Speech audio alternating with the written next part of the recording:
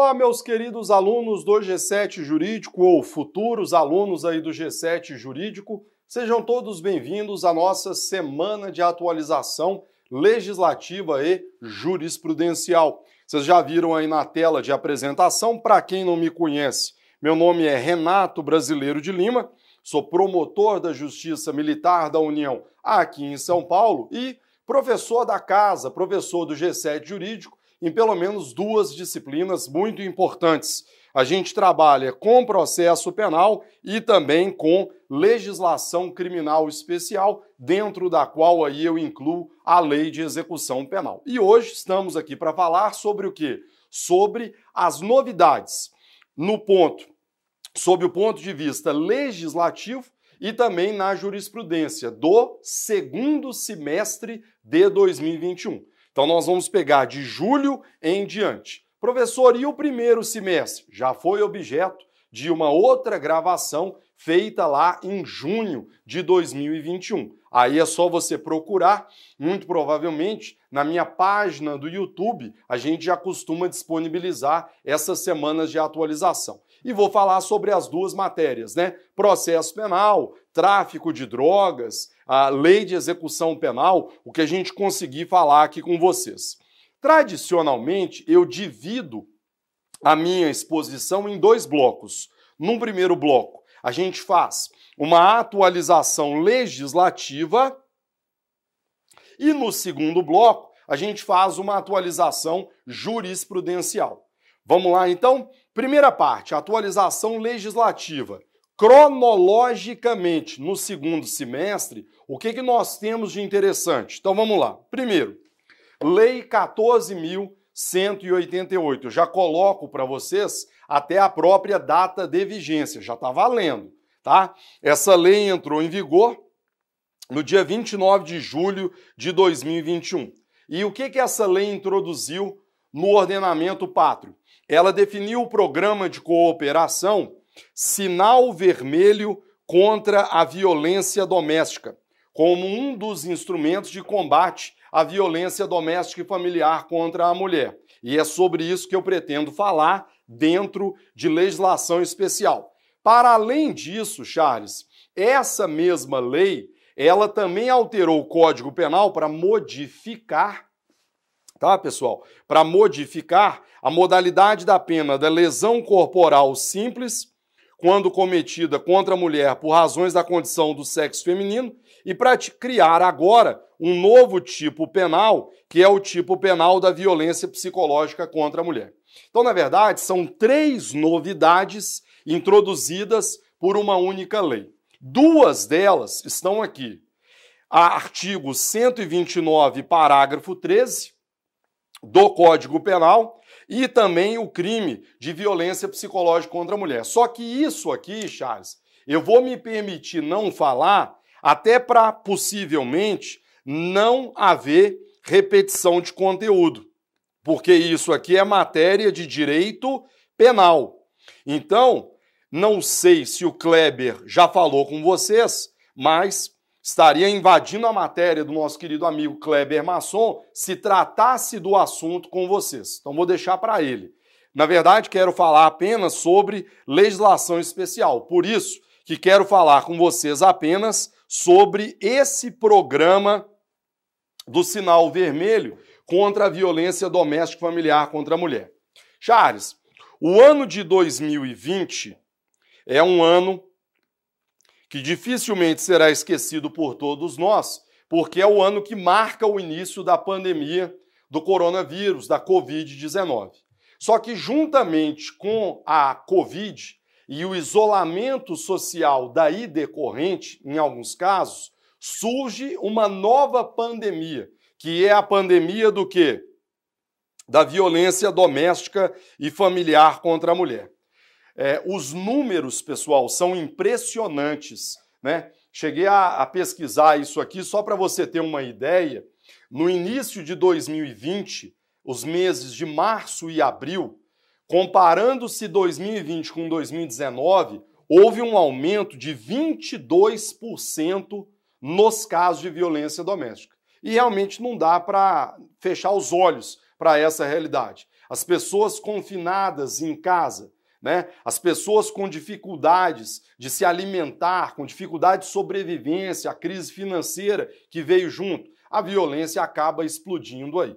Legal? E a partir daí, pessoal, esse programa do sinal vermelho contra a violência doméstica, ele vai surgir inicialmente como uma proposta introduzida pelo Conselho Nacional de Justiça em conjunto com a Associação dos Magistrados Brasileiros. E esse programa foi lançado inicialmente em junho de 2020. E qual era a ideia que se mantém desse sinal vermelho, Charles?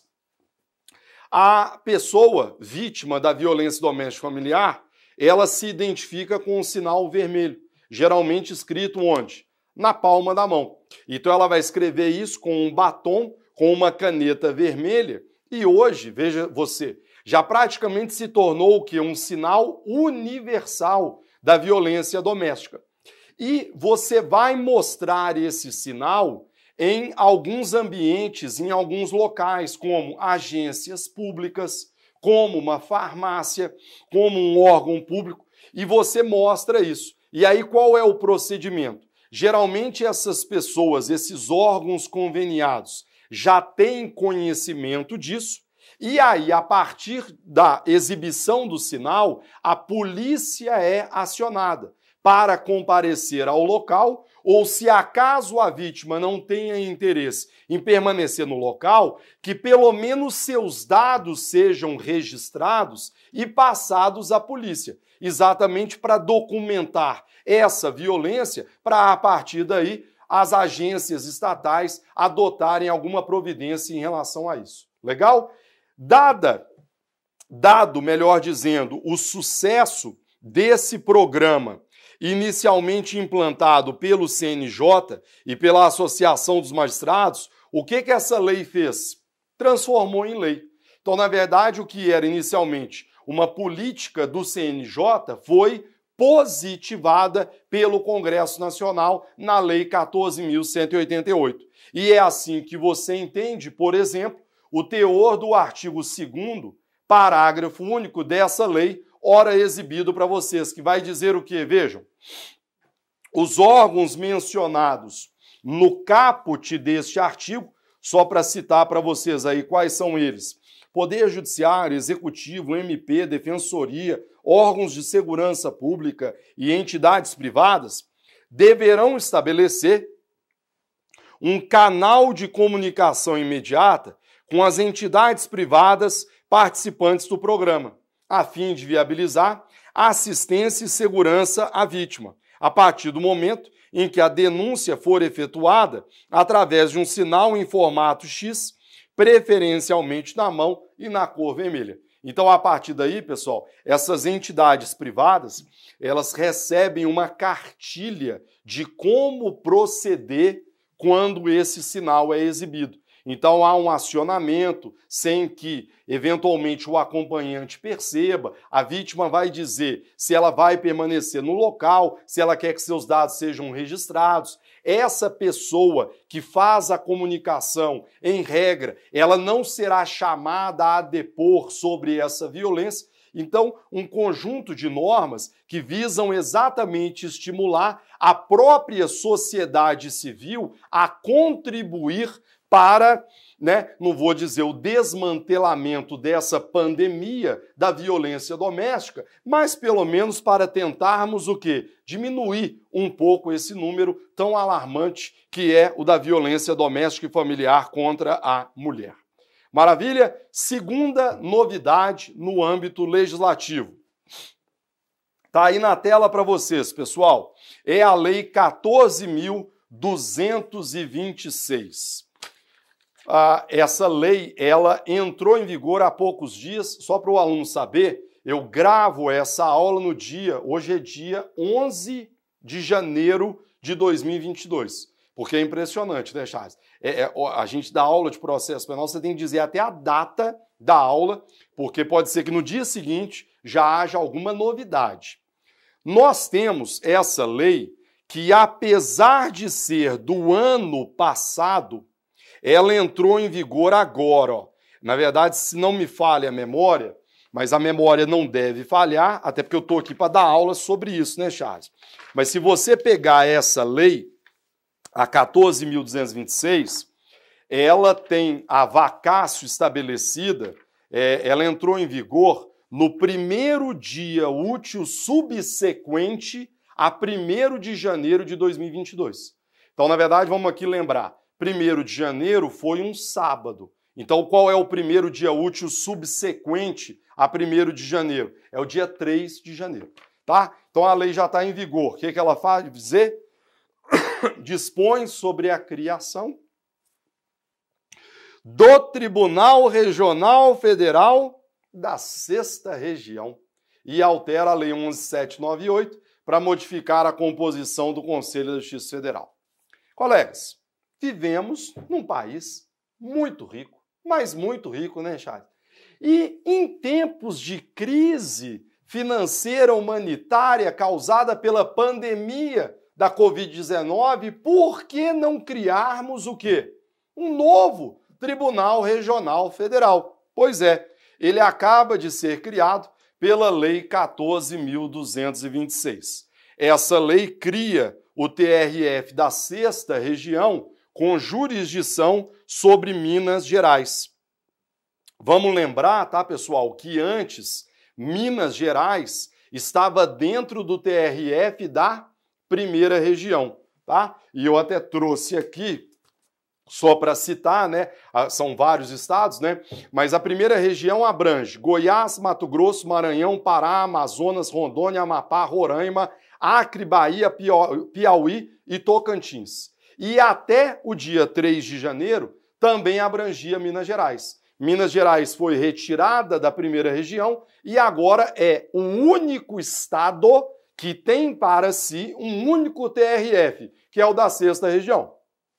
Charles, não se iluda que daqui a alguns meses, tá? Não vou nem dizer anos, muito provavelmente surgirão novos tribunais regionais, porque a galera vai dizer, peraí, se Minas tem, eu também quero o meu TRF. País muito rico, né, pessoal? Tem que criar TRF. Lembrando, só para concluir, 2ª Região abrange Rio de Janeiro e Espírito Santo, 3ª Região, São Paulo e Mato Grosso do Sul, 4ª Região, Rio Grande do Sul, Santa Catarina e Paraná, e a 5ª Região abrange Pernambuco, Alagoas, Ceará, Paraíba, Rio Grande do Norte e Sergipe.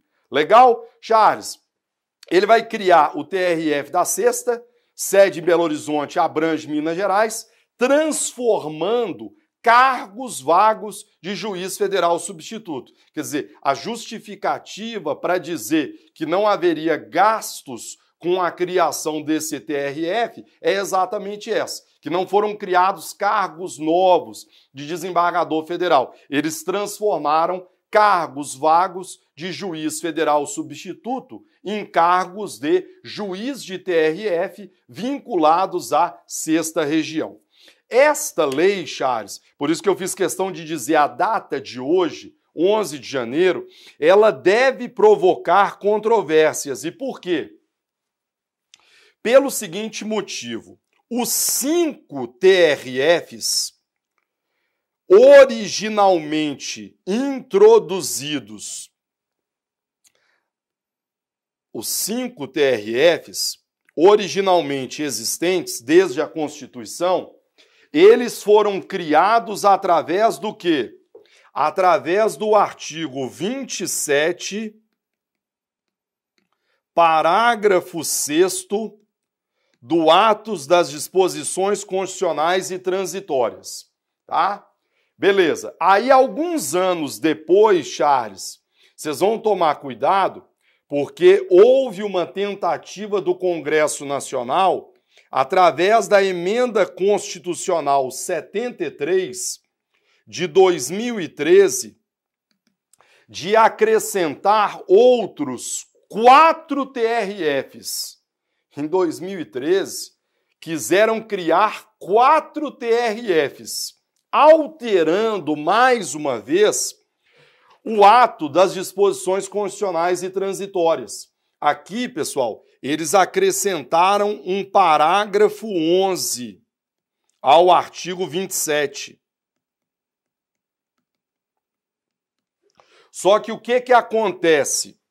À época, esse parágrafo 11 teve sua eficácia suspensa liminarmente, através de uma medida cautelar, na ADI 5017, por uma ordem dada pelo então ministro Joaquim Barbosa, né? O então ministro Joaquim Barbosa, colegas, acertadamente, na minha humilde opinião, falou assim, tem lá os fundamentos, mas ele falou assim, peraí, pô, como é que nós vamos criar 4 TRFs num país, numa crise financeira, e assim por diante? Mandou suspender. Só que, Charles, o pessoal não desiste da criação de novos tribunais. Ou seja, passaram isso agora, como o Supremo Tribunal Federal ainda não procedeu ao julgamento definitivo dessa ADI, e como a criação está suspensa desde 2013, o que o Congresso Nacional fez? Vamos de novo. Vamos criar agora um só para ver como é que vai ser a reação. E vamos criar agora, não através de emenda constitucional, alterando o ato das disposições constitucionais e transitórias, e sim através do quê? Através de uma lei ordinária, que é a Lei 14.226.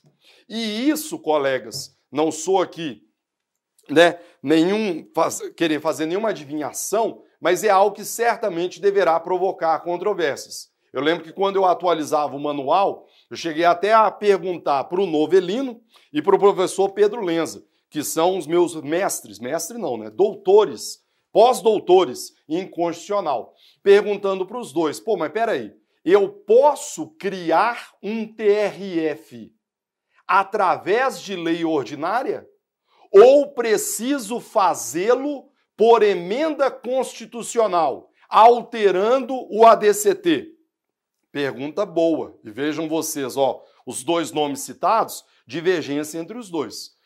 Para o meu querido amigo Marcelo Novelino, a Constituição em nenhum momento exige que a matéria seja versada na Constituição Federal. Então, na opinião do Marcelo, a gente discutiu sobre isso, ele não tem nada escrito sobre o assunto, mas ele me disse que não vê nenhum problema na criação de um TRF por lei ordinária. Não é a mesma opinião do meu querido amigo Pedro Lenza. O Pedro, à época dessa lei, chegou até a publicar algo em suas redes sociais, ele me mandou, mas ele entende que pelo próprio fato dos 5 TRFs originários constarem do ADCT, que a criação de um novo TRF também teria que ser feita por emenda constitucional, como, aliás, ocorreu na emenda 73 por hora suspensa. Logo, uma lei ordinária não poderia versar sobre o assunto. É esperar para ver o que vai acontecer, mas isso certamente causará polêmicas. Agora, Charles,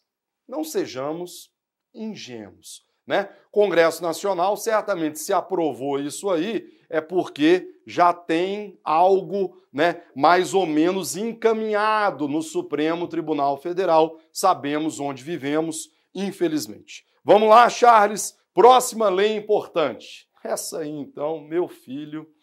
Lei 14.230. Vigência no dia 26 de outubro de 2021. Ela alterou. Alterou é porque ela fala isso. Mas ela é praticamente o que, Charles? Uma nova lei de improbidade. O legislador teria sido mais honesto com você, comigo, se tivesse revogado a lei anterior de improbidade e aprovado uma lei nova. Aí ele vai lá e diz que está apenas alterando. Mas, meu amigo, foram tantas modificações que, na verdade, a gente tem uma nova lei de improbidade. Aliás, várias obras espetaculares sendo publicadas sobre o assunto. Não sou professor da matéria, né? Então você tem o Gajardoni, meu amigo Igor, meu amigo Landolfi, tantos outros autores publicando sobre o assunto. Todo mundo vem chamando a 14.230 do quê, Charles?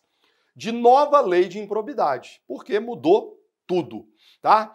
Senhores, a própria lei, a sua vigência foi na data da sua publicação. E isso aí, para quem conhece as coisas, já vê de imediato a pressa do legislador, ela acaba explicando muita coisa, né? Por que uma lei que provocou tantas mudanças sensíveis não teve uma vacatio legis mais longa? Já fala tudo, fala por si só. É a mesma coisa com o pacote anticrime. O pacote anticrime teve uma vacatio de 30 dias. Você está de brincadeira, tá certo? Senhores, são várias mudanças, eu não vou falar sobre isso porque não sou o professor da disciplina, mas eu gostaria de chamar a atenção de vocês rapidamente para algumas novidades que se aproximam da minha matéria. A primeira delas é o artigo 1º, parágrafo 8º da Lei de Improbidade, da 8429, que foi aqui introduzido pela 14.230. O que vai dizer? Não configura improbidade a ação ou omissão decorrente de divergência interpretativa da lei, baseada em jurisprudência, ainda que não pacificada, mesmo que não venha a ser posteriormente prevalecente nas decisões dos órgãos de controle ou dos tribunais do judiciário. A leitura desse dispositivo, ela não é estranha para nós, do processo penal e da legislação especial. E por quê? Porque dispositivo semelhante a este já constava da nova lei de abuso de autoridade. E é exatamente de lá, pessoal, que o legislador extraiu isso aqui. Na verdade, o que nós temos aqui é a chamada vedação ao crime de hermenêutica. O legislador, na verdade, trouxe isso para dentro da improbidade. E agora nós teríamos aqui, Charles, o quê? Na verdade, teríamos a vedação ao ato de improbidade de hermenêutica. Porque se você pegar a lei de abuso de autoridade, e eu estou com ela em mãos, lei 13.869, ela diz o quê? Eu vou ler, mas olha a semelhança. Artigo 1º, parágrafo 2º. A divergência na interpretação da lei ou na avaliação de fatos e provas não configura abuso de autoridade. Então perceba que aproveitou, em parte, esse artigo 1º, parágrafo 2º, e foi até um pouco mais detalhista, né? Dizendo que, na verdade, não haverá improbidade quando houver uma divergência na interpretação da lei, ainda que numa jurisprudência não pacificada que depois venha a ser alterada pelos tribunais judiciários. A ideia aí é não punir ou não criminalizar uma interpretação divergente, a não ser que haja, à época, uma decisão dos tribunais superiores consolidada em sentido contrário. Outro dispositivo interessante da nova lei de improbidade, 2, estão aí exibidos na tela para vocês. Vamos lá? Artigo 21, parágrafo 3º da LIA, incluído pela lei 14.230, que vai dizer o quê? As sentenças civis e penais produzirão efeitos em relação à ação de improbidade quando concluírem pela inexistência da conduta ou negativa de autoria. Colegas, aqui não temos nenhuma novidade. Professor, como assim nenhuma novidade?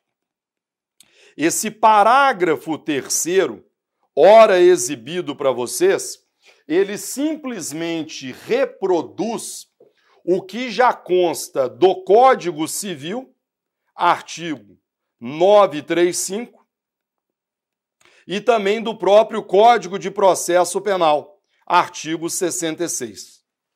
Professor, como assim? Na verdade, o que nós estamos analisando aqui nos parágrafos 3º e 4º do 21 são os efeitos civis, ou aqui em caso, né, na improbidade administrativa de eventual absolvição penal. Charles, a absolvição penal faz coisa julgada nocível? Então, por exemplo, o seu cliente está respondendo por um crime de homicídio culposo na direção de veículo automotor. Se ele for absolvido no crime pelo 302 do CTB, esta absolvição faz coisa julgada nocível? Por exemplo, a família lá da vítima vai poder ajuizar uma ação civil indenizatória contra você?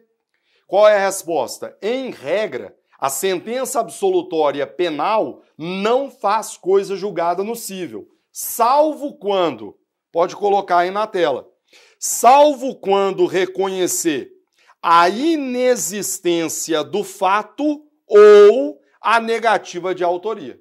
Então, se aqui no crime o juiz reconhecer categoricamente a inexistência do fato, não houve homicídio culposo. 2. A negativa de autoria, não foi o Renato que atropelou e matou.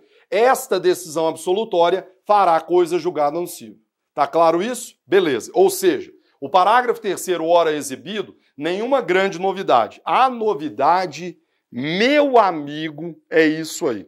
Aliás, para ser bem honesto com vocês, quando eu li esse parágrafo 4º, aliás, questionado pelo Landolfo, a gente conversou muito no ano passado sobre isso aí, eu simplesmente não acreditei. Porque, Charles, olha o que o parágrafo 4º agora vai dizer. A absolvição criminal em ação em que se discuta os mesmos fatos, confirmada por decisão colegiada, impede o trâmite da ação de que trata esta lei. Agora preste atenção na novidade, maestro. Havendo comunicação com todos os fundamentos de absolvição previstos no 386 do CPP. Eu não sei se dá para você visualizar de plano a amplitude dessa parte final, que, aliás, é até um pouco contraditória com o próprio parágrafo 3º. Porque, num primeiro momento, o parágrafo 3º fala o que já é lei em outros diplomas normativos. Aí o parágrafo 4º vem e, me perdoe pelo linguajar, escancara a porta, arrebenta a porta e já fala assim, ó, pá, é para valer tudo. O que o parágrafo 4º está dizendo, Charles? Que agora, se você for absolvido no crime, independentemente do motivo, o juiz absolveu por ausência de provas. O juiz absolveu por atipicidade. Isso é matéria penal. Ó, não estou nem aí. Independentemente do fundamento, esta absolvição penal deverá repercutir no processo de que trata esta lei. Né? Aí você vê o seguinte, né, Charles? Como que a nova lei de improbidade, claramente, ela quer esvaziar a utilização. Eu tenho colegas, rapidamente aqui, né, pessoal? Pessoal, quando começou a estudar essa lei, quem trabalha com a defesa do patrimônio público, direitos difusos e coletivos, o desânimo entre colegas é um negócio, assim, impressionante. Quer dizer, o Congresso Nacional se aproveita da própria situação da pandemia e de um esvaziamento da cobrança pública sobre o seu trabalho, aproveita, né, este momento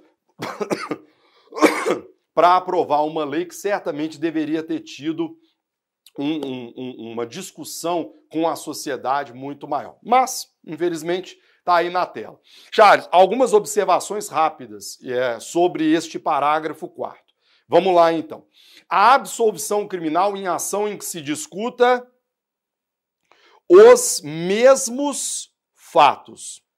Então, pessoal, primeira observação importante. Para você fazer coisa julgada daqui para cá, precisa ser o mesmo fato e precisa ser a mesma pessoa. Tá claro isso? Então, a semelhança do que a gente fala no processo penal quanto aos limites objetivos e subjetivos da coisa julgada, o raciocínio aqui é idêntico. Eu preciso verificar se os fatos são o mesmo e se o acusado é a mesma pessoa. Caso contrário, não haverá coisa julgada. 2.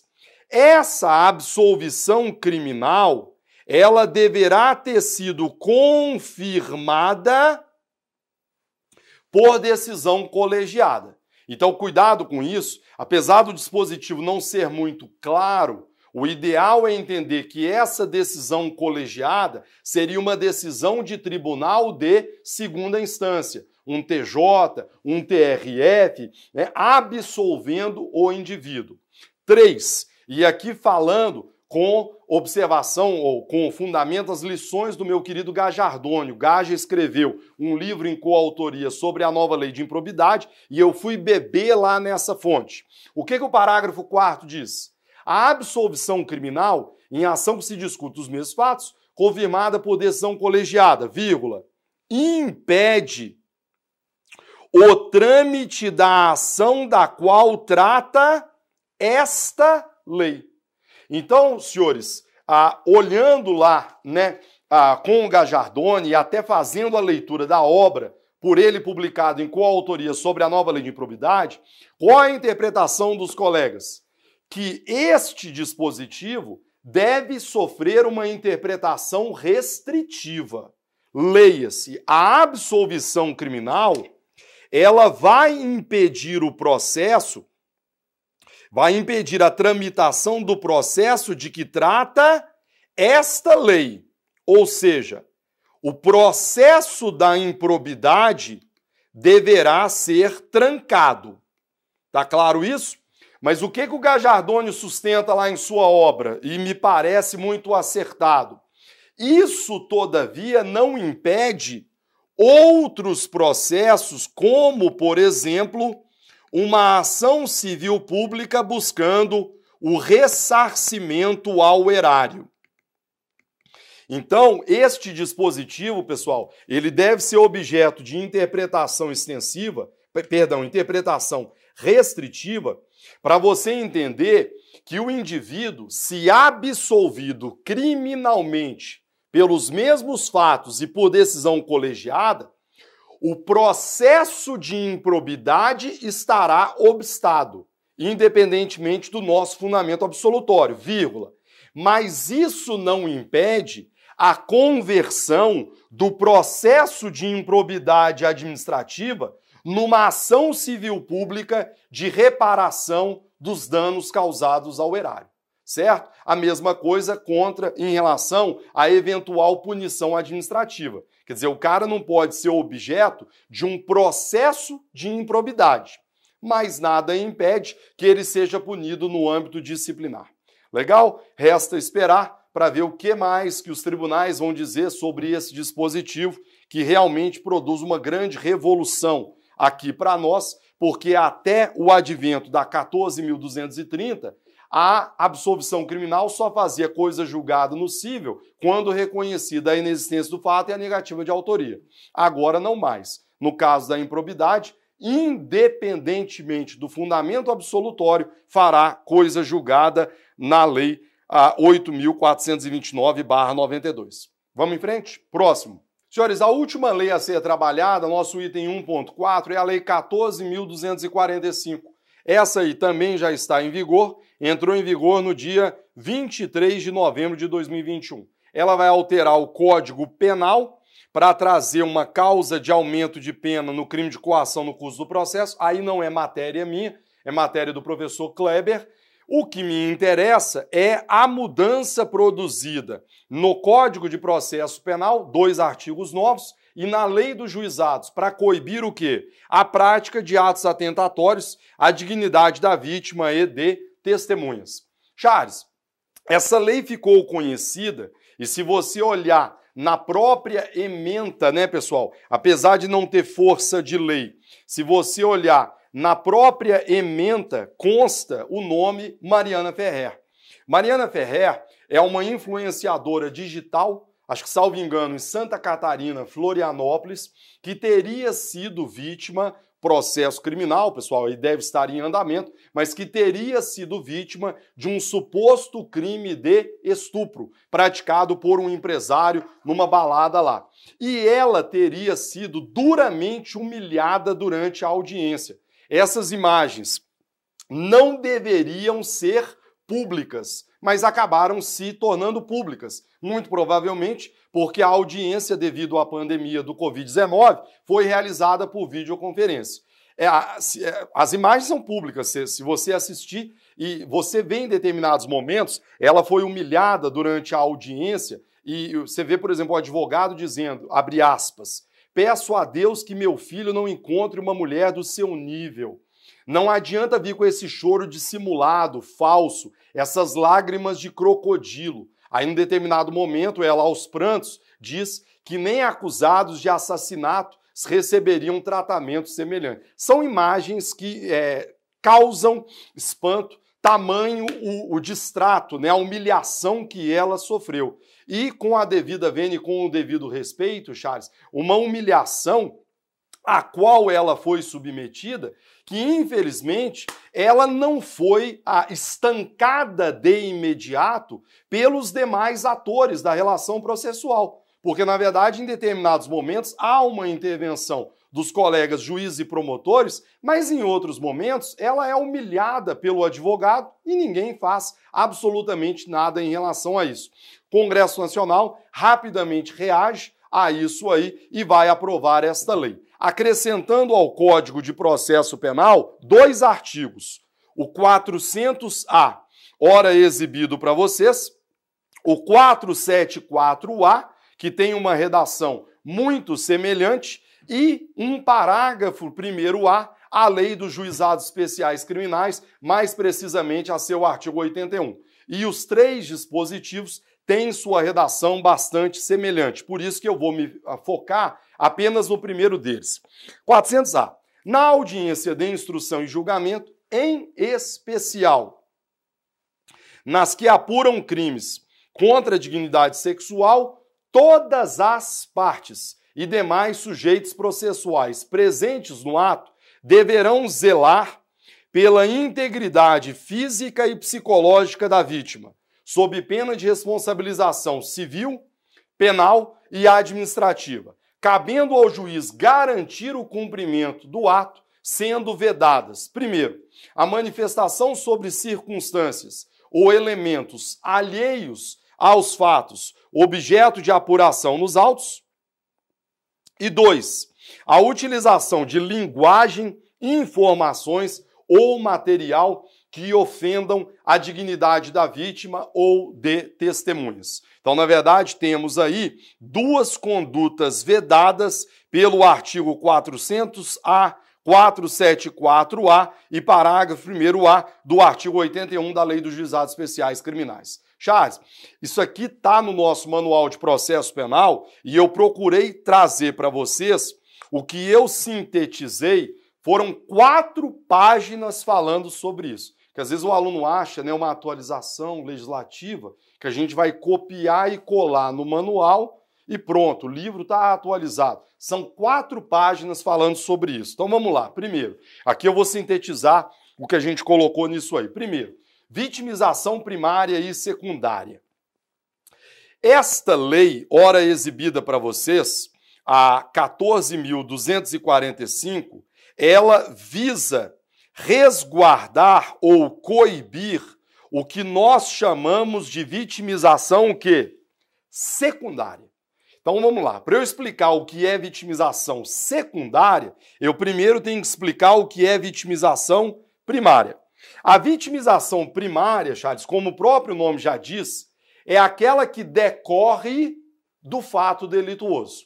Então imagine o que é para você ser vítima de um roubo à mão armada.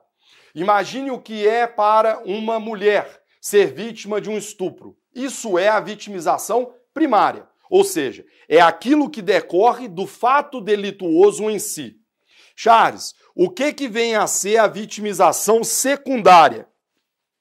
É aquele dano psicológico, pessoal, causado na apuração do delito.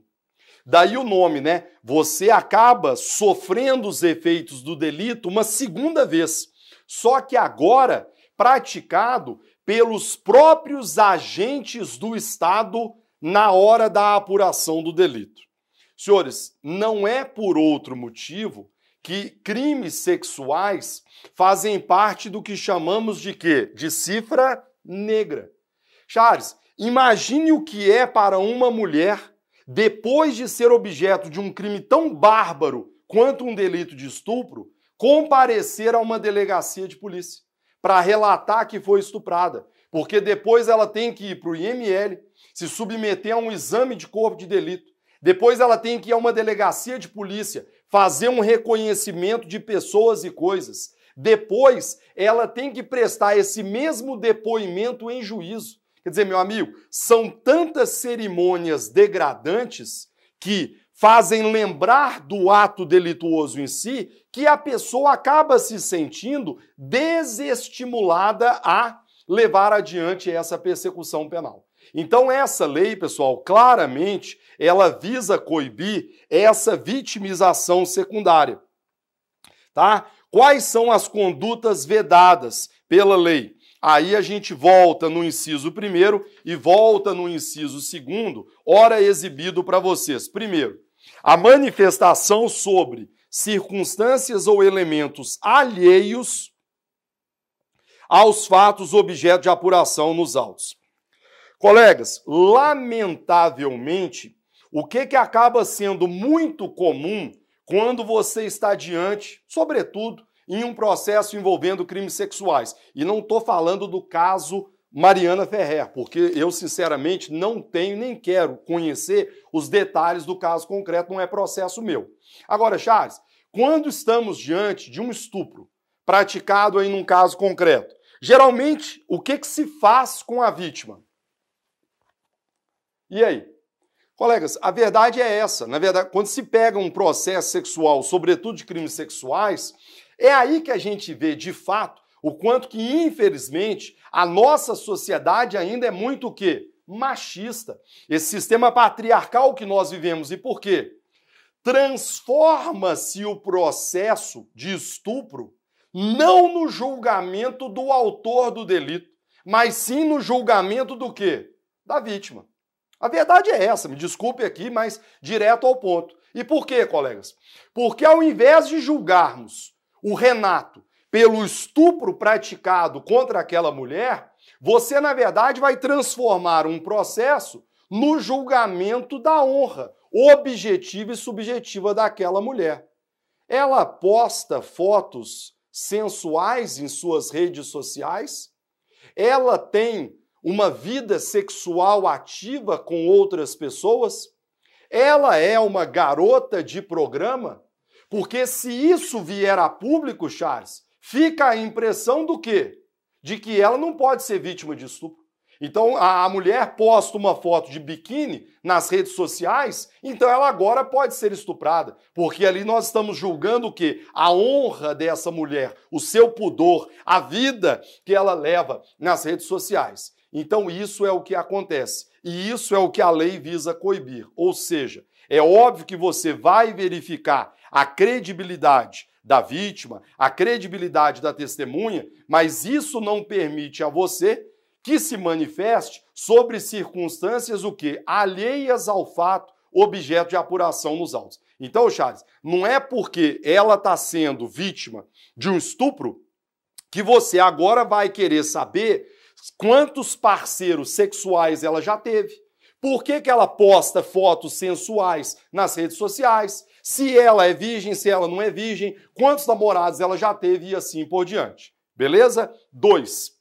A utilização de linguagem, informações ou de material que ofenda a dignidade da vítima ou testemunhas. Colegas, quanto ao inciso 2º, de maneira muito sincera com vocês, lamentavelmente, e eu falo isso aqui sempre nas aulas do G7, qual é a ideia que se tem quanto ao processo penal? A ideia que se tem, e eu falo isso sempre, Charles, é que trata-se de uma guerra sem regras. E, na busca pela verdade, promotores de justiça, no exercício da ampla defesa, defensores, advogados, tudo é válido. E aí o que a gente vê? A gente vê em processos criminais vítimas e testemunhas, meu amigo, sendo humilhadas, trucidadas em audiências. Sempre, sob a justificativa de que você está no exercício da busca da verdade, no exercício da mais ampla defesa. Agora, convenhamos, nenhum direito é absoluto e não é porque você está no exercício da acusação ou no exercício da ampla defesa que você pode sair por aí ofendendo e humilhando pessoas que são chamadas a depor em processos criminais. Então é o que a gente vê no dia a dia, A gente vê pessoas sendo xingadas, ofendidas, e eu poderia trazer vários exemplos aqui, é porque o nível é tão baixo que não vale a pena nem a gente citar por aqui. Mas a pandemia e as audiências por videoconferência revelaram pelo WhatsApp vários exemplos disso ocorrendo Brasil afora. Vamos em frente. 3. Possibilidade de aplicação do novo regramento exclusivamente a processos envolvendo crimes sexuais. Isso aí só vale para processos atinentes a crimes sexuais? Não. E aqui, colegas, de maneira muito clara, porque a própria lei diz, na audiência de instrução e julgamento, e, em especial, nas que apurem crimes contra a dignidade sexual. Quer dizer, a própria redação do 400A demonstra que isso aqui não é uma exclusividade desses processos criminais. É bem verdade que aqui talvez seja a hipótese mais comum, mas não há óbice a utilização dessa regra em outros processos. O que, aliás, eu comprovo para vocês pelo próprio fato desse mesmo regramento ter sido introduzido onde? No plenário do júri. Quer dizer, no plenário do júri, regra semelhante. O que demonstra que não é exclusivo de crimes sexuais. E a mesma coisa na lei dos juizados. A lei dos juizados, pelo menos em tese, não vai ter competência para julgar crimes de estupro e assim por diante. Mas mesmo assim, por lá, foi introduzido regramento semelhante. Então, na nossa humilde opinião, está aqui no manual, isso vale para todo e qualquer processo penal, mesmo que não atinente a crime contra a dignidade sexual. Continue comigo. Observação de número 4. Possibilidade de interpretação extensiva de abrangência de testemunhas. Cuidado com isso. Esse regramento, esse dever de se tutelar a honra, a dignidade, vale não apenas para vítimas, mas também para testemunhas. Charles, onde impera a mesma razão, impera a mesma lei. Ou seja, por que eu vou dispensar à vítima esse tratamento e não vou conferir à testemunha semelhante regramento? Não há lógica nenhuma. Sobre o assunto, aliás, basta prestar atenção, porque é interessante e é impressionante como que as leis são mal feitas. Porque olha isso aqui, pessoal. Na audiência de instrução e nas que apurem crime, todas as partes deverão zelar pela integridade física e psicológica da...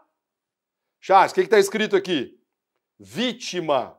Aí você pensa, só vale para vítima. Mas leia o inciso 2º.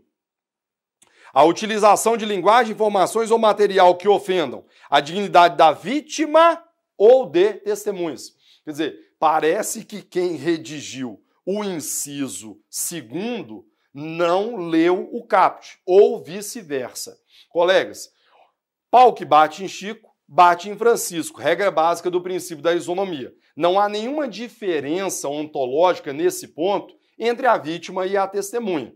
Se eu tenho o dever de zelar pela integridade física e psicológica da vítima, igual tratamento merece a testemunha. Então, na nossa humilde opinião, esse regramento vale não apenas para vítimas, como também para testemunhas. E para concluir, quantos minutos que eu já estou de bloco? Era para ser um bloco de 30 minutos, né, Charles? Para concluir, a nossa última observação. Com base nos mesmos fundamentos trabalhados para a observação anterior, me parece, pessoal, que esse novo regramento também é válido para a fase investigatória e também é válido para o processo penal militar. É impressionante a péssima qualidade da produção legislativa no Brasil, salvo quando interessa, né? Veja a nova lei de improbidade. Agora, alteraram o 400A, que está inserido no capítulo do procedimento. Introduziram o 47A, que está no meio da instrução no plenário do júri. Olvidaram-se do Código de Processo Penal Militar, o meu objeto de trabalho como promotor militar. E se esqueceram também do inquérito policial, porque semelhantes dispositivos também deveriam ter sido introduzidos por lá. Ou seja, não há lógica nenhuma em se querer proteger a vítima e testemunha no processo e se esquecer da fase investigatória, sobretudo porque o advogado também poderá participar dela. E o delegado também não pode acreditar que ele teria o direito de ofender a dignidade da vítima e de testemunhas. Então, na nossa humilde opinião, todo esse regramento é válido também para a fase investigatória e para o processo penal militar. Beleza? Charles, primeira parte da aula, finalizamos. A atualização legislativa. A gente vai para um breve intervalo e voltamos já já para a nossa atualização jurisprudencial.